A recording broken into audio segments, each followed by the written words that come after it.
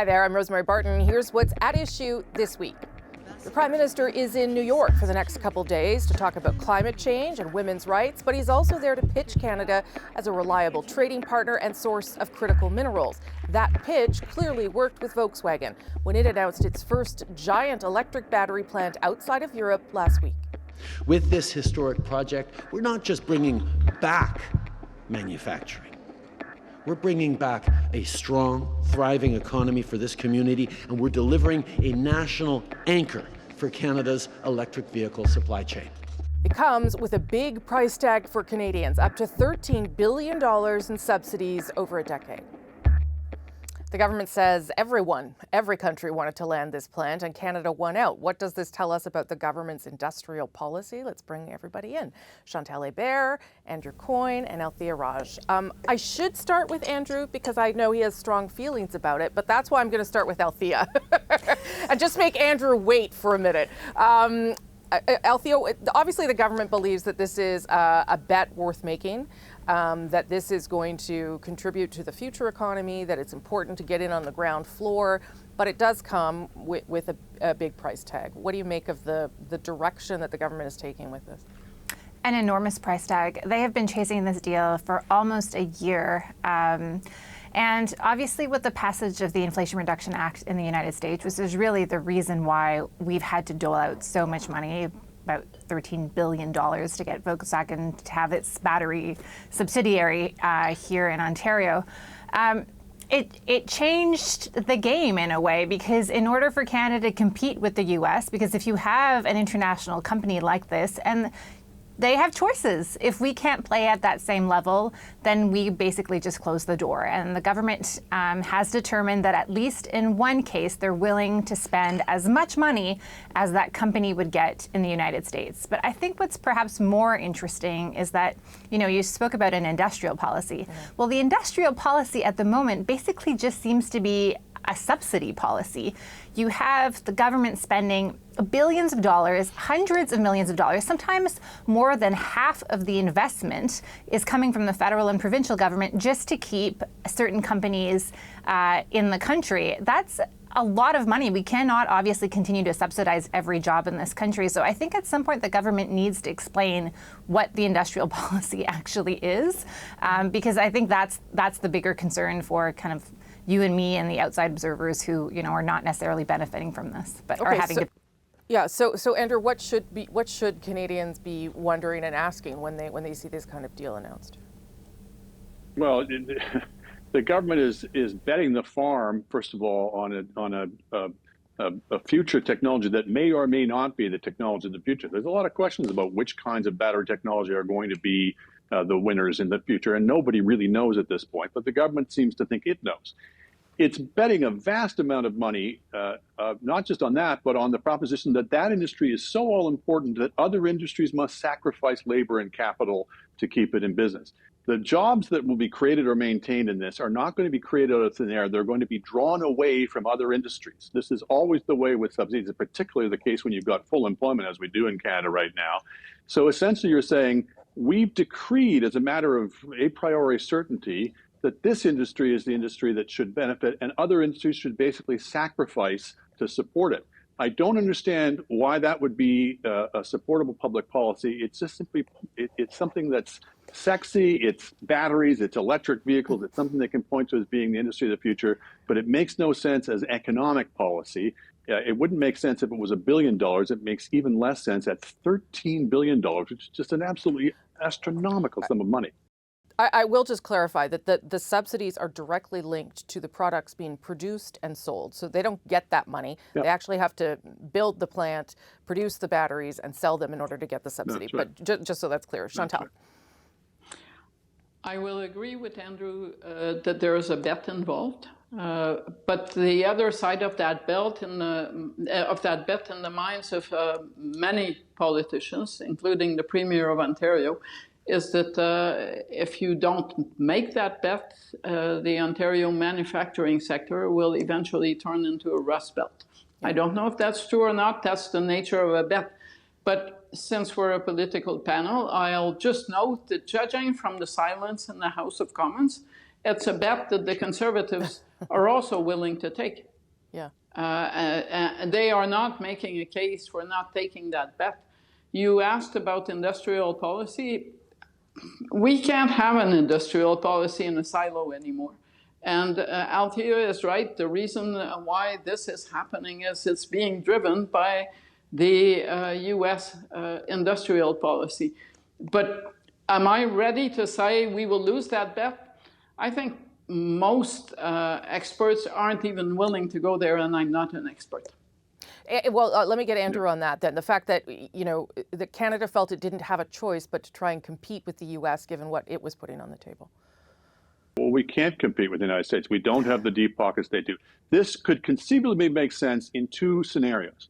One is you pony up a match the American subsidy, and you do so in a way that persuades the Americans, this is madness, we better stop. Well, that's not going to happen. They're going to spend whether we spend it or not. Or if you put this subsidy in and you knock the Americans and everybody else out of the game, you get a worldwide monopoly in the good in question. So you get such extraordinary profits from it that it overwhelms that zero-sum game I was describing earlier, where you're simply robbing other industries to pay for it. Well, that's not going to pay for it either. So all we're really doing by ponying up this extraordinary sum of money is to win the right to go on subsidizing. I mean, supposedly this is supposed to end in 2034. Do you think that's likely? Has that been the record of the auto industry in the past? No. What you get by subsidizing the industry is hostages to fortune, because the industry then becomes, you can't lose it. It becomes too big to fail, and you have to keep on putting more money into it.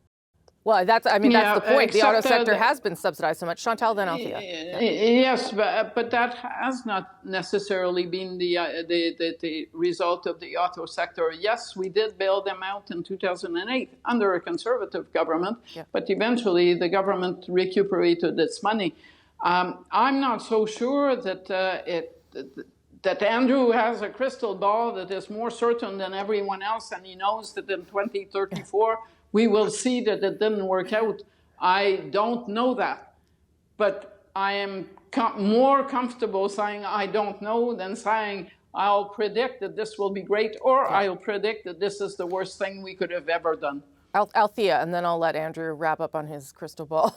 The government is hoping that this is an anchor, that they may not need to dole out $15 billion to 5 other companies, but that they can now have a foothold, that they can continue to produce green cars, that the critical minerals in Northern Ontario will materialize, and they will be able to feed and continue to feed that cross-border US-Canada auto industry. Because without it, they fear that all of that investment will go to the United States, and we will not have any car manufacturers in Ontario anymore. And that's also why the government of Ontario is willing to play in that game. I think you raised an interesting point about the Conservatives.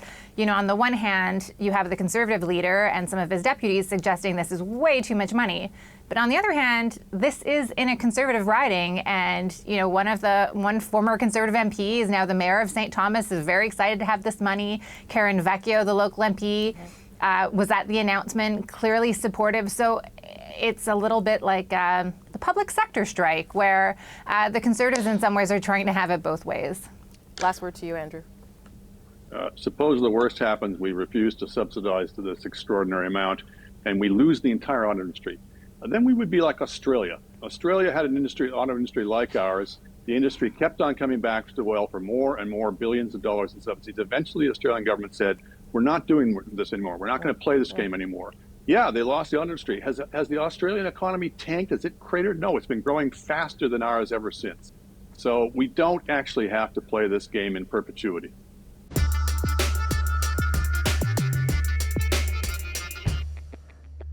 Welcome back to At Issue. Canada is underperforming on its NATO spending targets. A strongly worded letter from more than 60 military commanders, security officials, and politicians has called on the government to step up its defense and security efforts. A leaked U.S. report suggests the Prime Minister has told NATO allies Canada will not meet the spending target of 2% of GDP.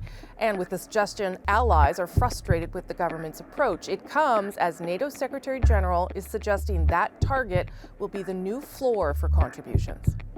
So what does this say about the country's approach to defense and intelligence spending? Is this potentially damaging to Canada's reputation? Let's bring everybody back. Chantal, Andrew, and Althia. Chantal, why don't you start us off on this one? I don't think it's a great surprise that Canada is not going to meet this target. It was a little surprising to me that the Prime Minister had allegedly told people this, because I'm not sure he said it that clearly publicly in this country. Well, if he did, he was being more truthful than his predecessors. So give him some credit for speaking the truth to NATO. I don't think that anyone needed him to say it directly or indirectly to figure it out. We just talked about Volkswagen and $13 billion. No one is going to be campaigning in the next federal election to take that deal off the table. But we've had at least 2 elections in recent memory where a winning campaign plank was to say one was going to cancel a military spending contract. And that kind of tells you what the environment is, that voters in this country do not feel that spending on defense is good spending versus just about anything else. And because we keep electing minority governments, I don't think we will have a government anytime soon that says we're going to bite the bullet on this. Except how does the fact that there is a war in Europe, Andrew, affect that thinking, I guess, in this country, and affect how a government who's not meeting that target may be viewed internationally? I think what's clear from that Pentagon document that was released, the one that shows, or was leaked, that shows the Prime Minister saying we're never going to meet our NATO target, is that the rest of NATO are getting fed up with us.